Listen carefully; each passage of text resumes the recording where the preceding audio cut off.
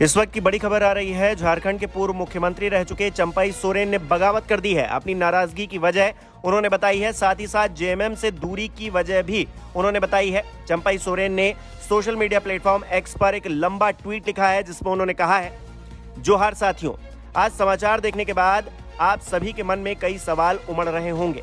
आखिर ऐसा क्या हुआ जिसने कोल्हान के एक छोटे से गांव में रहने वाले एक गरीब किसान के बेटे को इस मोड़ पर लाकर खड़ा कर दिया। अपने सार्वजनिक जीवन की शुरुआत में औद्योगिक घरानों के खिलाफ मजदूरों की आवाज उठाने से लेकर झारखंड आंदोलन तक मैंने हमेशा जन सरोकार की राजनीति की है। राज्य के आदिवासियों, मूलवासियों, गरीबों, मजदूरों, छात्रों एवं पिछड़े तबके के लोगों को उनका अधिकार दिलवाने का प्रयास करता रहा हूँ। किसी भी पद पर रहा अथवा नहीं, लेकिन हर पल जनता के लिए उपलब्ध रहा। उन लोगों के मुद्दे उठाए जिन्होंने झारखंड राज्य के साथ अपने बेहतर भविष्य के सपने देखे थे। इस बीच 31 जुलाई को एक अभूतपूर्व घटनाक्रम के बाद इंडिया गठबंधन ने मुझे झारखंड के 12वें मुख्यमंत्री के तौर पर राज्य की सेवा करने के लिए चुना। अपने कार्यकाल के पहले दिन से लेकर आखिरी दिन यानी कि 3 जुलाई तक मैंने पूरी निष्ठा एवं समर्पण के साथ राज्य के प्रति अपने कर्तव्यों का निर्वहन किया। इस दौरान हमने जनहित में कई फैसले लिए और हमेशा की तरह हर किसी के लिए सदैव उपलब्ध रहा। बड़े बुजुर्गों, महिलाओं, युवाओं, छात्रों एवं समाज के हर तबके तथा राज्य के हर व्यक्ति को ध्यान में रखते हुए हमने जो निर्णय लिया उसका मूल्यांकन राज्य की जनता करेगी।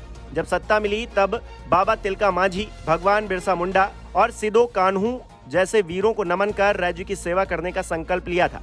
झारखंड का बच्चा बच्चा जानता है कि अपने कार्यकाल के दौरान मैंने कभी भी किसी के साथ न गलत किया, न होने दिया। इस बीच हूल दिवस के अगले दिन मुझे पता चला कि अगले 2 दिनों में मेरे सभी कार्यक्रमों को पार्टी नेतृत्व द्वारा स्थगित करवा दिया गया है। इसमें एक सार्वजनिक कार्यक्रम दुमका में था, जबकि दूसरा कार्यक्रम पीजीटी शिक्षकों की नियुक्ति पत्र वितरण करने का था। पूछने पर पता चला कि गठबंधन द्वारा 3 जुलाई को विधायक दल की एक बैठक बुलाई गई है। तब तक आप सीएम के तौर पर किसी कार्यक्रम में नहीं जा सकते। क्या लोकतंत्र में इससे अपमानजनक कुछ हो सकता है कि एक मुख्यमंत्री के कार्यक्रमों को कोई अन्य व्यक्ति रद्द करवा दे? अपमान का ये कड़वा घूंट पीने के बावजूद मैंने कहा कि नियुक्ति पत्र वितरण सुबह है, जबकि दोपहर में विधायक दल की बैठक होगी, तो वहां से होते हुए मैं उसमें शामिल हो जाऊंगा। लेकिन उधर से साफ इनकार कर दिया गया। पिछले 4 दशकों के अपने बेदाग राजनीतिक सफर में मैं पहली बार भीतर से टूट गया। समझ नहीं आ रहा था कि क्या करूं। 2 दिन तक चुपचाप बैठकर आत्म मंथन करता रहा। पूरे घटनाक्रम में अपनी गलती तलाशता रहा। सत्ता का लोभ रत्ती भर भी नहीं था, लेकिन आत्मसम्मान पर लगी इस चोट को मैं किसे दिखाता?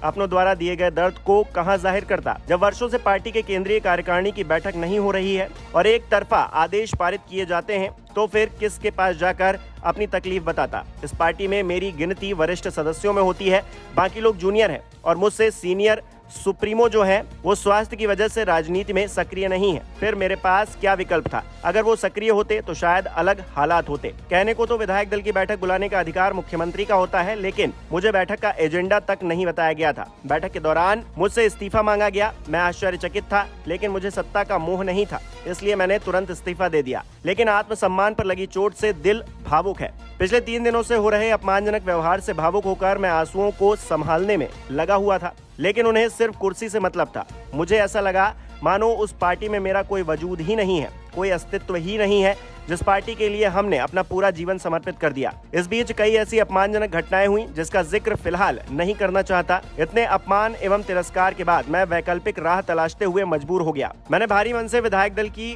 उसी बैठक में कहा कि आज से मेरे जीवन का नया अध्याय शुरू होने जा रहा है। इसमें मेरे पास 3 विकल्प थे। पहला, राजनीति से संन्यास लेना। दूसरा, अपना अलग संगठन खड़ा करना। और तीसरा, इस राह में अगर कोई साथी मिले तो उसके साथ आगे का सफर तय करना। उस दिन से लेकर आज तक तथा आगामी झारखंड विधानसभा चुनाव तक इस सफर में मेरे लिए सभी विकल्प खुले हुए हैं। आपका चंपई सोरेन। इसके अलावा उन्होंने आगे लिखा कि एक बात और, ये मेरा निजी संघर्ष है, इसलिए इसमें पार्टी के किसी सदस्य को शामिल करने अथवा संगठन को किसी प्रकार की क्षति पहुंचाने का मेरा कोई इरादा नहीं है। जिस पार्टी को हमने अपने खून पसीने से सींचा है उसका नुकसान करने के बारे में मैं कभी सोच नहीं सकता, लेकिन हालात ऐसे बना दिए गए हैं।